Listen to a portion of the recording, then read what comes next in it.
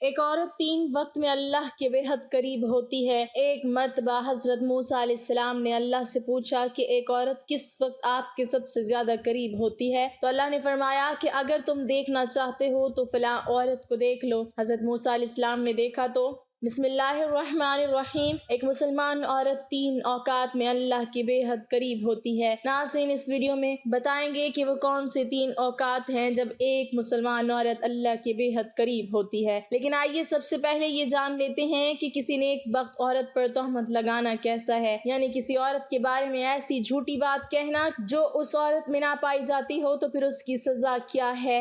ایک مرتبہ ایک شخص حضرت علی رضی اللہ تعالیٰ عنہ سے پوچھنے لگا، یا علی بتائیے کہ وہ کون سا مرد ہے کہ جس کی تمام عمر کی عبادت اس کے منہ پہ ماری جائے گی اور وہ بغیر حساب و کتاب کے دوزخ میں جائے گا۔ بس جیسے ہی یہ پوچھا گیا تو حضرت علی رضی اللہ تعالیٰ عنہ نے فرمایا کہ اے بندہ خدا، یاد رکھنا کہ میں نے اللہ کے رسول سے سنا ہے کہ جو مرد کسی عورت پر تہمت لگاتا ہے تو اللہ اس مرد کی ساری نیکیاں اس کے منہ پہ مار دیتا ہے، اور اللہ کے فرشتے اس پر مسلسل لعنت بھیجا کرتے ہیں، اور یوں وہ دنیا میں رسوا ہو جاتا ہے اور آخرت میں کسی بھی نیکی کا صلہ نہیں پاتا۔ وہ شخص پوچھنے لگا کہ یا علی، کسی عورت پر تہمت لگانا اتنا بڑا گناہ کیسے ہے؟ تو حضرت علی رضی اللہ تعالیٰ عنہ نے ارشاد فرمایا کہ اے شخص، کسی پر تہمت لگانا یعنی کسی کی عزت کو قتل کرنا ہے۔ یاد رکھنا کہ اللہ کے نزدیک جیسے کسی انسان کو قتل کرنا ایک بدترین گناہ ہے، ویسے ہی کسی پر تہمت لگانا اس کی عزت اور شخصیت کو قتل کر دینے کے برابر ہے۔ اے شخص، کبھی بھی کسی پر تہمت نہ لگانا، خاص طور سے کسی عورت کے بارے میں کبھی کوئی جھوٹی بات نہ کہنا۔ ناظرین، آئیے اب جانتے ہیں کہ وہ کون سے 3 وقت ہوتے ہیں جب ایک مسلمان عورت اللہ کے سب سے زیادہ قریب ہوتی ہے۔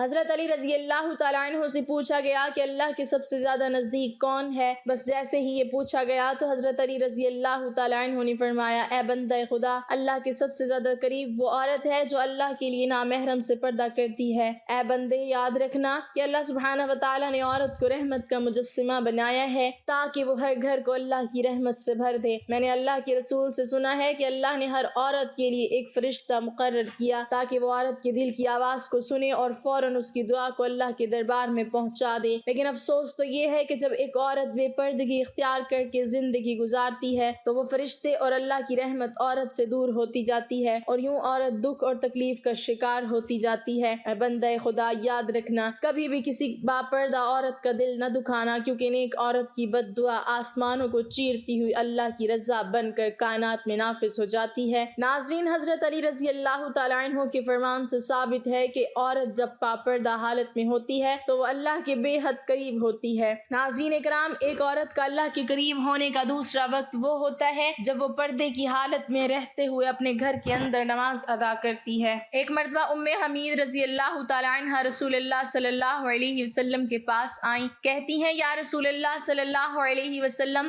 میرا جی چاہتا ہے کہ میں آپ کے ساتھ نماز پڑھوں۔ سوچیں، اس سے بڑی کوئی اور تمنا یا اس سے بڑی کوئی خواہش ہو سکتی ہے؟ رسول اللہ صلی اللہ علیہ وسلم کی امامت میں نماز پڑھنے کا موقع مل جائے، اس سے بڑا بھی کوئی خوش نصیب ہو سکتا ہے؟ رسول اللہ صلی اللہ علیہ وسلم نے فرمایا، میں جانتا ہوں کہ تم میرے ساتھ نماز پڑھنے کو پسند کرتی ہو، لیکن رسول اللہ صلی اللہ علیہ وسلم نے فرمایا، جو تم اپنے دار میں یعنی اپنے گھر میں نماز پڑھو گی وہ کسی مسجد میں جا کر پڑھی جانے والی نماز سے بہتر ہے۔ رسول اللہ صلی اللہ علیہ وسلم نے فرمایا، چھپ کے جو عورت نماز پڑھے گی وہ سب سے بہتر ہوگی۔ ام حمید رضی اللہ تعالی عنہا نے جب یہ بات سنی تو وہ واپس چلی گئی۔ انہوں نے اپنے گھر کے کونے میں نماز کی جگہ مختص کی جہاں اندھیرا تھا، جہاں کسی کی نظر بھی نہیں پہنچتی تھی۔ رسول اللہ صلی اللہ علیہ وسلم کی صحابیہ پھر وہاں ہی نماز پڑھا کرتی یہاں تک کہ وہ اپنے رب کے پاس چلی گئیں۔ ناظرین، ثابت ہوا کہ جب ایک عورت اپنے گھر کے کمرے کے اندر سجدہ ریز ہوتی ہے تو اس وقت وہ سب سے زیادہ اللہ کے قریب ہوتی ہے، پھر وہ جو بھی مانگے اللہ عطا فرماتا ہے۔ ناظرین، ایک مرتبہ حضرت موسیٰ علیہ السلام نے اللہ سبحانہ و تعالیٰ سے پوچھا کہ اے میرے خالق و مالک، مجھے یہ بتا کہ اس وقت میں یعنی اس دور میں یعنی اس موجودہ دور میں تجھے سب سے عزیز کون ہے؟ اللہ تبارک و تعالیٰ نے جواب دیا کہ اے موسیٰ، اگر دیکھنا چاہتے ہو کہ مجھے عزیز کون ہے تو جاؤ کنعان کے ایک گاؤں میں، وہاں ایک عورت رہتی ہے، اس کا نام دیال ہے۔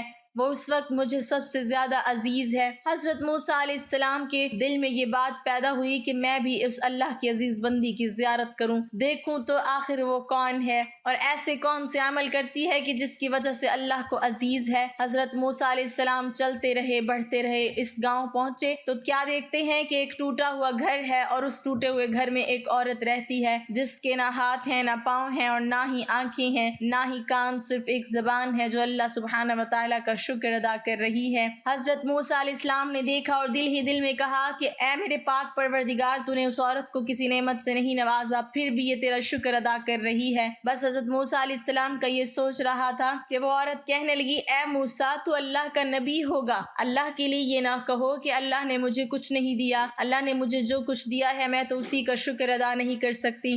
تو حضرت موسیٰ علیہ السلام نے پوچھا کہ وہ کیسے؟ تو عورت کہنے لگی کہ اے موسیٰ، اگر اللہ مجھے قدم دیتا اور میں ان قدموں سے چل کر باہر جاتی تو یقیناً گناہ کرتی، لیکن اللہ مجھے عزیز رکھتا ہے، اس لیے ایسے تمام گناہوں سے بچا لیا۔ اگر مجھے ہاتھ دیتا تو شاید کہ میں اللہ کی مخلوق پر ظلم کرتی، تو اللہ نے مجھے ان گناہوں سے بھی بچا لیا۔ اگر آنکھیں دیتا تو شاید کہ میں نامحرموں کو دیکھتی، تو اللہ نے مجھے ان گناہوں سے بھی بچا لیا۔ اگر اللہ مجھے کان دیتا تو شاید میں گانا بجانا سنتی، غیبت سنتی، اس لیے اللہ سبحانہ و تعالیٰ نے مجھے ان گناہوں سے بھی بچا لیا۔ صرف مجھے ایک زبان دی ہے تاکہ میں اس زبان سے اس کا شکر ادا کر سکوں، اور اللہ سبحانہ و تعالیٰ نے میری روح کی آنکھوں کو اتنا منور کر دیا ہے کہ میں نے کبھی تمہیں دیکھا ہی نہیں، پھر بھی میں تجھے پہچانتی ہوں، تو بتاؤ کہ میں اس کریم اور رحیم اللہ کا شکر کیوں نہ ادا کروں۔ تو ناظرین، یہ سب سن کر حضرت موسیٰ علیہ السلام رونے لگے اور کہنے لگے کہ تمہارا ایمان تمہیں اللہ کے قریب کرتا ہے۔ تو ثابت ہوا کہ اگر اللہ کسی عورت پر کوئی آزمائش ڈالتا ہے تو اسے چاہیے کہ اس آزمائش پر راضی ہو جائے اور ہمیشہ اللہ کا شکر بجا لائے، کیونکہ ایسی عورت جو آزمائشوں کے باوجود اللہ کی شکر گزار ہوگی، پھر یہی وہ وقت ہے جب وہ اللہ کے بے حد قریب ہو جاتی ہے۔ احادیث مبارکہ میں عورتوں کے بیان کردہ اوصاف کی 3 قسمیں ہیں۔ اس میں سے پہلی قسم کی عورت جن اوصاف کی حامل ہوگی وہ یہ ہیں: وہ عورت نرم خو ہو،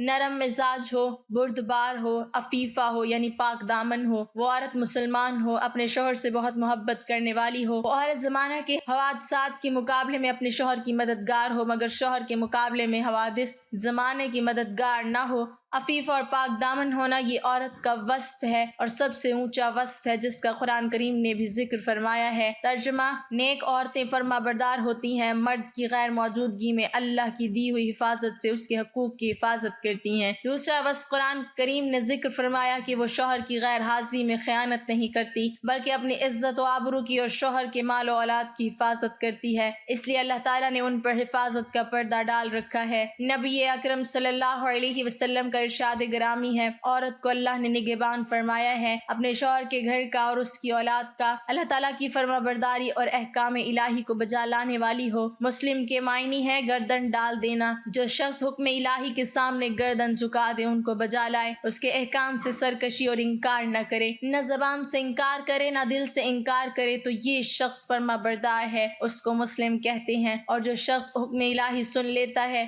لیکن ماننے کا جذبہ اس میں پیدا نہیں ہوتا اور اس کی خواہش نفس اس کو دوسری پٹی پڑھاتی ہے، تو اس کی مسلمانی میں نقص ہے۔ میں تو نہیں کہوں گی کہ وہ مسلمان نہیں ہے، مسلمان ہے، کلمہ طیبہ پڑھتا ہے، لیکن اس کی مسلمانی میں نقص پایا جاتا ہے، کیونکہ مسلم تو وہ ہوتا ہے جو اللہ کے سامنے گردن رکھ دے، گردن جھکا دے، اپنی ظاہری گردن بھی جھکا دے، جیسا کہ ہم سجدے میں جھکا دیتے ہیں، اور دل کی گردن بھی جھک جائے۔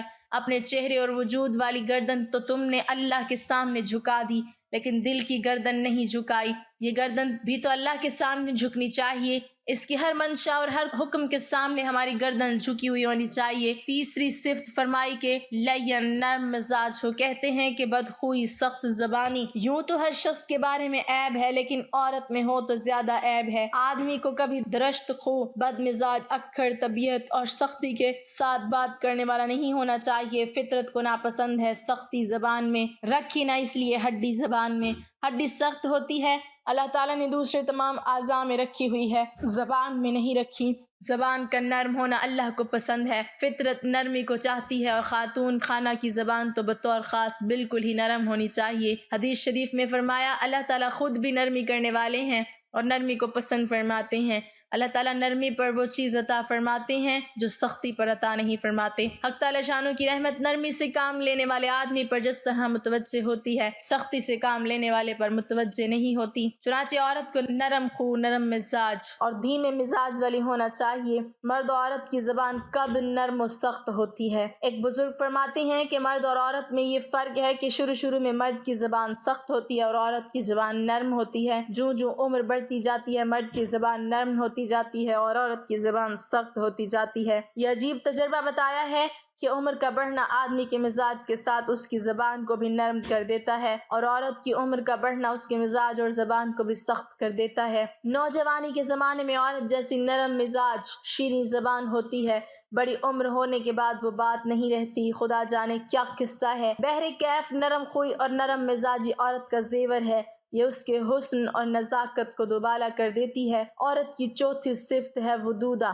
محبت کرنے والی، اور یہ محبت کرنا انسان کی فطرت ہے۔ بعض داناؤں کا کہنا ہے، اور یہ کہنا صحیح ہے، کہ دنیا میں محبت کا راج ہے، دنیا میں محبت کا سکہ چلتا ہے۔ میرے خیال میں اگر دنیا سے محبت کا عنصر نکال دیا جائے تو اس عالم میں جس کو ہم دنیا کہتے ہیں اور اس جگہ کو جس کو ہم جہنم کہتے ہیں کچھ فرق نہیں رہے گا۔ صرف ایک محبت کی شیرینی نے اس پورے عالم کو حسین بنا رکھا ہے۔ اللہ تبارک و تعالیٰ سے دعا ہے کہ نیکی کی بات کو سننے، سمجھنے اور اس پر عمل کرنے کی طاقت و توفیق عطا فرمائے، آمین یا رب العالمین۔ ناظرین، کمنٹ باکس میں اللہ تعالیٰ کے 99 ناموں میں سے ایک نام ضرور ٹائپ کریں۔